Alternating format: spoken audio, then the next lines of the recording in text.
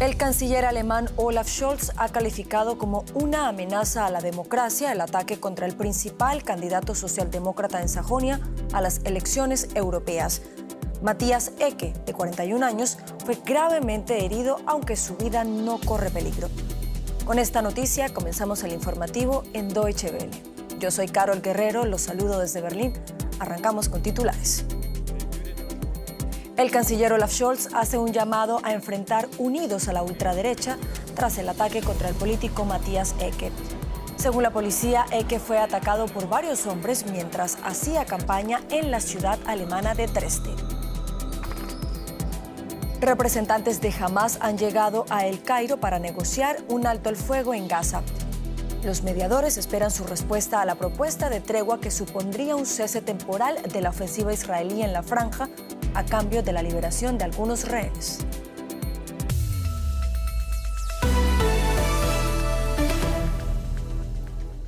En la ciudad alemana de Dresde fue agredido Matthias Ecke, eurodiputado sajón del Partido Socialdemócrata Alemán, mientras pegaba carteles para las elecciones europeas y se encuentra gravemente herido. La formación del político candidato al Parlamento Europeo criticó enérgicamente el ataque. La policía confirmó que la agresión se produjo el viernes por la noche en el barrio de Striesen. Previamente, un trabajador de la campaña electoral del Partido Verde había sido golpeado por 4 personas. La policía cree que este mismo grupo, de probable perfil ultraderechista, pudo haber atacado también a Ecke. Y tras conocerse la noticia, las muestras de solidaridad con el político agredido no han tardado en llegar. Uno de los primeros en pronunciarse fue el canciller federal Olaf Scholz, quien ha condenado el hecho. Escuchemos lo que dijo. Nunca debemos resignarnos a este tipo de actos de violencia. No debemos encogernos de hombros cuando ocurran a unos o a otros. Cuando, por ejemplo, se ataca a candidatos de los verdes.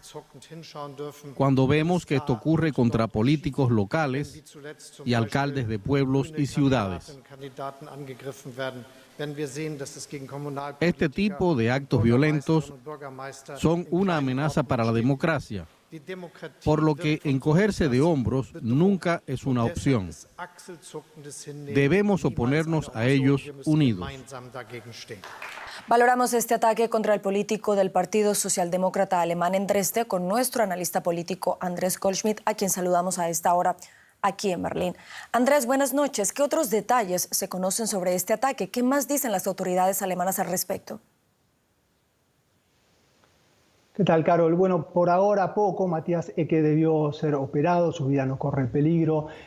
Y según la policía, fue un testigo el que caracterizó al grupo de 4 jóvenes como perteneciente a la ultraderecha, pero esto todavía tiene que ser confirmado. Los líderes del Partido Socialdemócrata del estado de Sajonia, en el este, no culparon directamente a Alternativa por Alemania, pero sí dijeron que ese partido de la derecha plantó una semilla que ahora está germinando. La ciudad de Dresden en sí está gobernada por los liberales del FDP, pero en toda la región es muy fuerte Alternativa por Alemania, y también otros grupos de esa parte del espectro político, pero más por ahora sobre la autoría no podemos decir.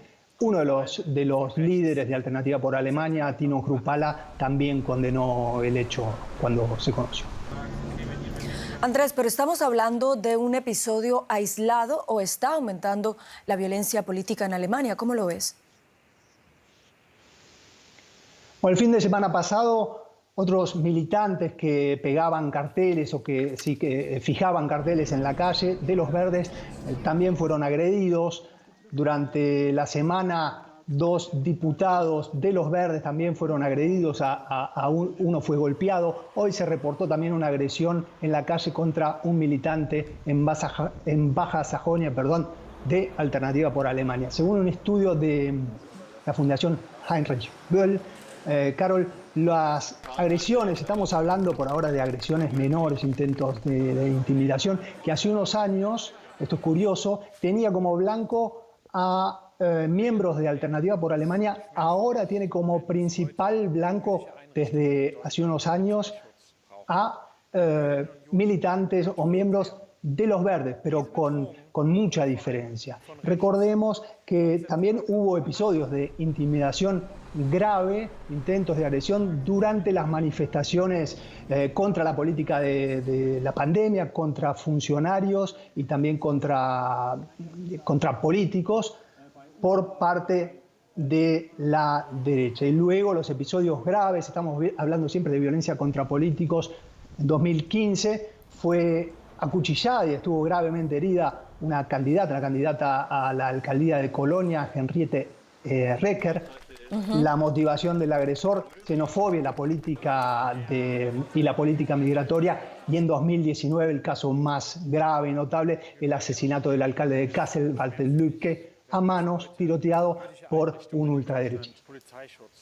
Andrés Goldschmidt, gracias por estas informaciones y por este análisis a propósito de este ataque registrado aquí en Alemania.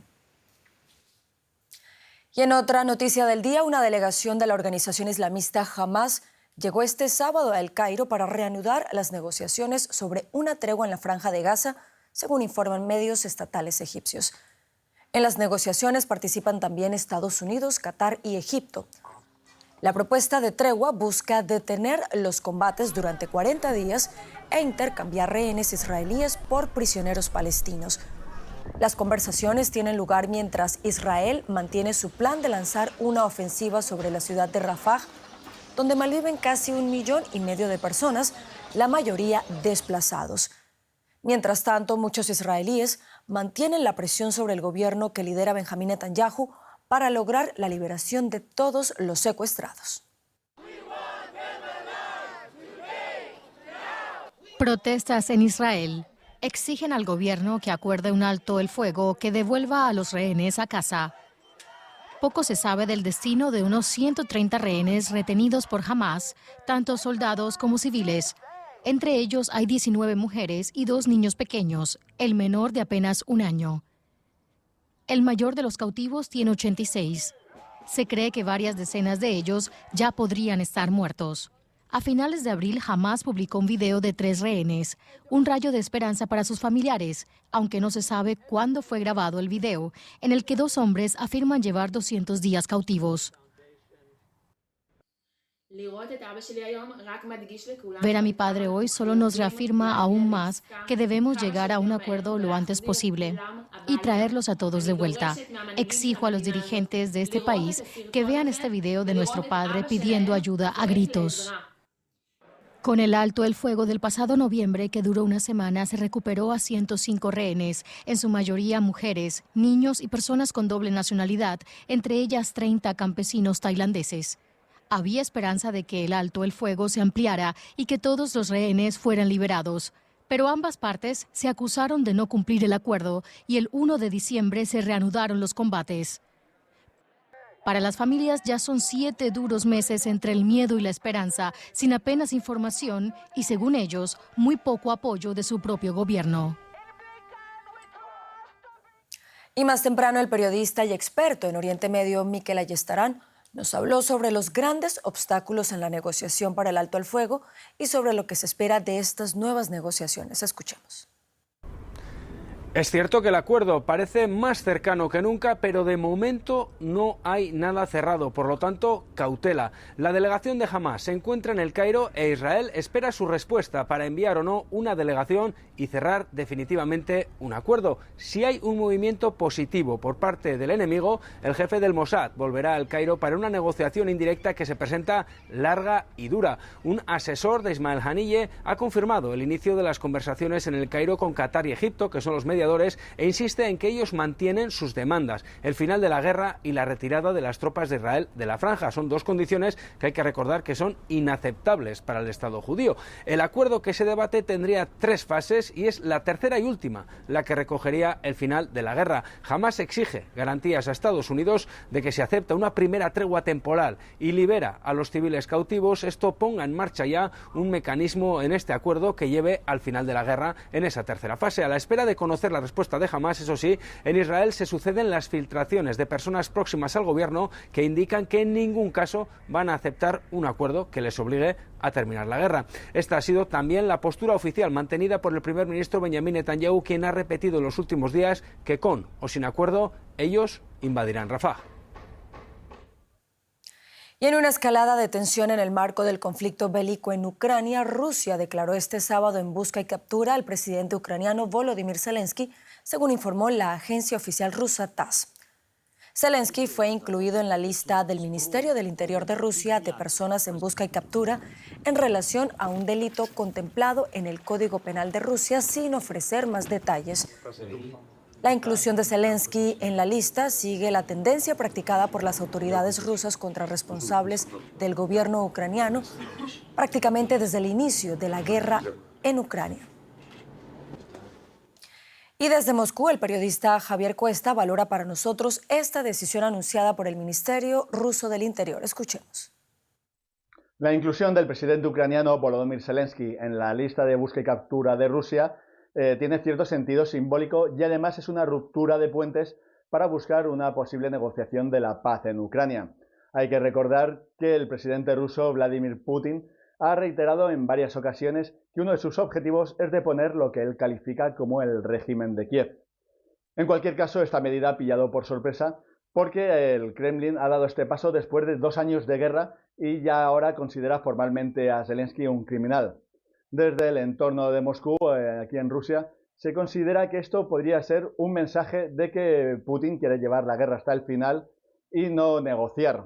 Es el caso, por ejemplo, de uno de los asesores de política exterior del Kremlin, Alexander Vyukov, que ha enfatizado además que también ha sido incluido en esta lista Petro Poroshenko, el expresidente ucraniano, y que tenía mejor sintonía con Moscú. Además, la medida tiene una carga simbólica porque se aplica solo dentro de Rusia y es poco probable que Zelensky vaya a visitar el país en los próximos tiempos. Además, no es el primer líder europeo que ha sido incluido en esta lista, ya que en el pasado fue incluido en ella la primera ministra de Estonia, Kallas, por derribar los monumentos soviéticos. Vamos ahora con un resumen de otros hechos que también son noticia en esta jornada. Una ONG italiana rescató a 87 personas a bordo de una embarcación en el mar Mediterráneo frente a las costas de Libia. Los miembros de salvamento declararon que las personas a la deriva no disponían de víveres ni agua. En México, tras una intensa búsqueda y presión diplomática, fueron hallados los cuerpos de 2 turistas australianos y 1 estadounidense en un pozo a más de 15 metros de profundidad en el estado de Baja California. Los turistas desaparecieron tras visitar una playa muy cerca de la frontera con Estados Unidos para practicar el surfeo el pasado fin de semana. 3 presuntos implicados en el triple asesinato fueron detenidos. Y en Brasil aumenta a 56 el número de muertos en el sur del país a causa de las tormentas e inundaciones que se han registrado en Río Grande do Sul, el estado más meridional de Brasil. Sin embargo, la cifra puede ascender, ya que al menos 70 personas se encuentran desaparecidas. Además, 17.000 personas han sido desplazadas de sus hogares. Las inundaciones extensas han cubierto poblaciones enteras, lo que ha causado serios daños a viviendas, infraestructuras, vialidad y cultivos. El gobierno estatal declaró el estado de calamidad pública para hacer frente a la dramática situación. Y en Panamá, más de 4 millones de personas participarán en las elecciones generales del domingo. El voto anticipado a través de Internet inició el proceso electoral el jueves para elegir al próximo presidente del país en una sola vuelta y por mayoría simple. Unos comicios que se han visto afectados por una grave crisis política, sequías y protestas masivas. El favorito en las encuestas, el expresidente Ricardo Martinelli, recibió una sentencia de 10 años de inhabilitación por lavado de dinero. Tras este hecho, el exministro de Seguridad Pública, José Raúl Mulino, fue designado para reemplazarlo por el Tribunal Electoral de Panamá. Según los últimos sondeos, Mulino, aspirante del partido Realizando Metas, se posiciona como favorito. Le siguen el expresidente socialdemócrata Martín Torrijos y los abogados de centroderecha Rómulo Rux y Ricardo Lombana. Y con esto llegamos al final del informativo. Sigan conectados a Deutsche Welle. Recuerden que también nos pueden seguir en redes sociales.